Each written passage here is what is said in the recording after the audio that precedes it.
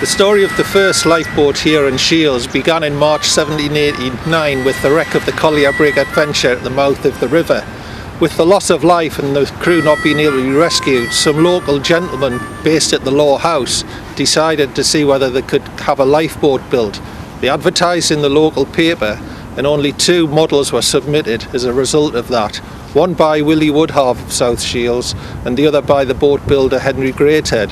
The 2 models submitted didn't find favour with the committee, and although the committee gave half of the prize of 2 guineas to Willie Woodhalf, they decided to see if they could come up with an appropriate design themselves.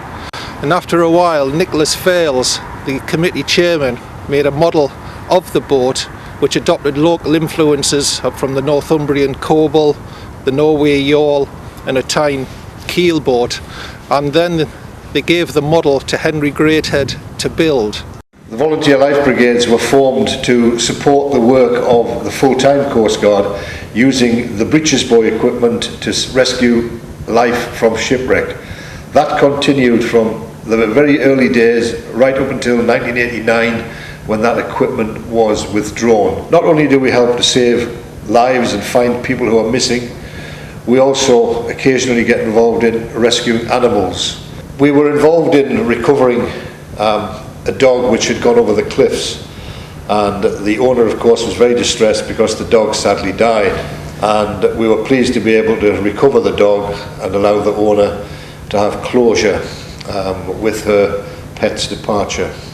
A couple of weeks later we got a letter from the owner of the dog saying thank you very much indeed for your efforts in trying to save the dog, and in particular for recovering the dog's body, which allowed her to take it home, and the dog's companion was able to sniff the dog, and they were then able to bury the dog in the back garden. There was a footnote added to the letter saying, P.S. My parents had the foresight to insure the dog, Paddy the Labrador. Could you please provide us with a death certificate? First time we'd ever been asked to provide a death certificate for a dog, but we duly obliged, and we were very grateful for a £25 donation which followed. My family are the whale family, who are the Tyne pilots. My father was one of 6 brothers, and 5 of them were pilots.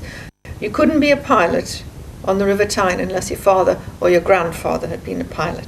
This was my dad. This was Sid. When he was 68 here and he was still working. He worked until he was 70 because of course he was self-employed, and if they could and they wanted to and they were fit enough, which he was, they worked until they were 70. As you can see, he's not wearing any glasses. At 95 he could still read the Gazette without any glasses on. My father used to come home from the watch house, which is just across, looking over the harbour there. He used to come home at lunchtimes. Mother used to give him a telephone call, and he used to come home, sit in the window and have his meal, waiting for the ships. And then as soon as he could see his ship away, he used to go onto the pilot boat. They used to go out in the boats and the cobles and out and climb aboard and bring the ship in. So the farthest out to get a ship, bring the ship in, and they looked at always up to the modern day. It was their ship till it left the river. My father had seen one of the skipper of the tugs, and he said, my son's left school, he wants a job.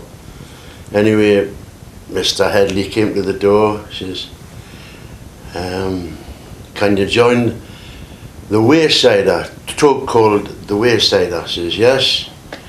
He says, line the standard boys, can you scull?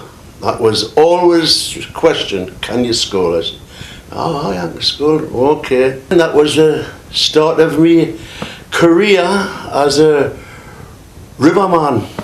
A tugboat is tow ships in and out of the Tyne. He used to, when they were undocking or going into the dock, bring them in from sea, take them back to sea. When I started in '56, there was about 40 tugs. They were working night and day. You're working all hours of the night, every day, towing ships in, towing ships out. Newcastle Quay, big ships used to go up Newcastle Quay. Port boats, the star boats, B&Is, Brocklebanks, Greenholmen, cane boats, K&S, Cane Do. Oh, that's it. My grandfather was a tugboat man, and my uncles, my father as well, and then my father's family and cousins as well, all tugboat family. Mainly, I had finished my time, so I was fireman, deckhand and fireman. And eventually, I was relief engineer in a big tug called the Tyne Stories, and that's the one that Duncan was in. And about 4 o'clock in the morning, we'd been doing the job and we're coming back to the boys to tie up. We used to tie up next to another tug. It was the boys' job, the lads' job, to jump from your tug onto the other tug and put on the ropes. Of course, we were leaving the standard boys, and of course Duncan, being the boy, he had to jump aboard the other tug. We're coming alongside this tug, and I'm going to jump from this tug to that tug. Of course, when you took the ropes off, the tug started to go off like that a bit. And I jumped, and we said, and we self-conscious said, "You've jumped too soon." And he tried to jump over, and he missed, and he went in the water, in the drink, and I'm swimming about in the water. Took a bit of pulling, more than me. Eventually, after a long struggle, they pulled us aboard the tug. He was 18 stone then. I was a big lad. I'm still a big lad. When was it you started in the Foyboats, Dad? 1948, wasn't it? 1948. And who was it? Who else in the family was in? Sam, William, Tony, and me. I've had some little escapades. I was blown up with an explosion on a ship called the Firebeam, loading coal at Harton Stairs. And then you were nearly drowned over at North Shields, weren't you? I went to Smith's Docks when I was in the Foyboats to tie the ship up, a Swedish ship, and I got jammed between the ship and the quay in my boat. The result, the boat was lifted up in the air with a rope underneath it, and then it fell back in the water and broke in two. It thrown me and my workmate in the water with it. Anyhow, he couldn't swim, and neither could I, but by God's grace we got out. And you came up with your glasses on in your cap When I came up, I still had my glasses on. It was laughable, but it was serious. But never mind, we got over it. I'm 80 next month, and I finished when I was 65, so that's about 15 years, isn't it? Paint, mainly paint. That's my main thing now. Dolores, a Topsail schooner. Going into Salford, it is there, look at it. Going to Salford Harbour. Anything else you would like to say about the river and working there? I could get on forever. I could get on forever. But I think that's enough for just now, I think. Once I start, I can't stop.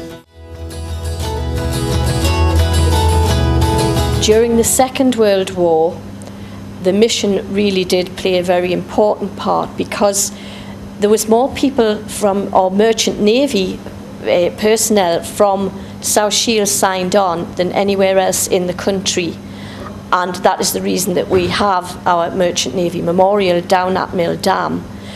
Today we had our Armistice Day service of remembrance for those who've fallen in the First and Second World War and all wars since, and it was held at the Merchant Navy Memorial. You find that most of the people who attend are ex-seafarers or present seafarers. It's always a very poignant ceremony. It's always cold because we're right by the river and not far from the sea. We seek to heal the wounds of war. We work for a just future for all humanity. Today we had children from Legate School. We had 60 children who helped to lay the wreaths, and I'm sure it's a day that they will remember, and they will remember the work that our seafarers do. For and if the wife of duty, oh, dearest when we try to be, for those in peril on the sea. With only a few pilots left and the river's traditional jobs fading into history, it's left to the Maritime Trust and Fred Crowell to keep the boat building skills and our maritime history alive. Started my life as a boat builder at Robson's Boat Builders, South Shields, starting an apprenticeship. We used to build a lot of wooden lifeboats at that time and rowboats for like Saltwell Park, Hexham, all that sort of area. Now it's woodwork is mostly restoration of traditional boats. We've done several over the last few years and it's quite rewarding to see them back on the river, and it's preserving a bit of history. We heard on Radio Newcastle the trust was being set up down here. It would be called the North East Maritime Trust, and they wanted any volunteers. So myself and a pal of mine, Brian, we came down and we volunteered. We believed in what the trust was trying to do, which is to preserve the examples of the wooden boats that were used on the coast here, and we do have an example of what is possible. It's a boat called the Royal Diadem, which is a Northumberland fishing coble.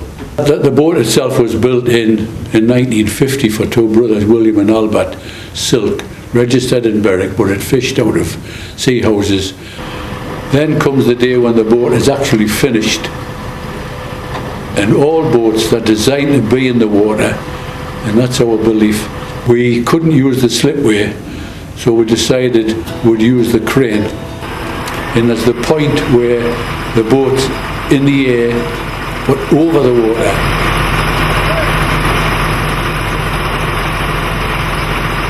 Then you get to the point where the boat is in the water. And I always feel once the boat's in the water, where it was meant to be, it goes from being static to alive. It's just as though the boat somehow had been born. You could feel it. It's sort of, ooh, this is nice. Fabulous day, what a fabulous turnout. A lot of people here to see the launch.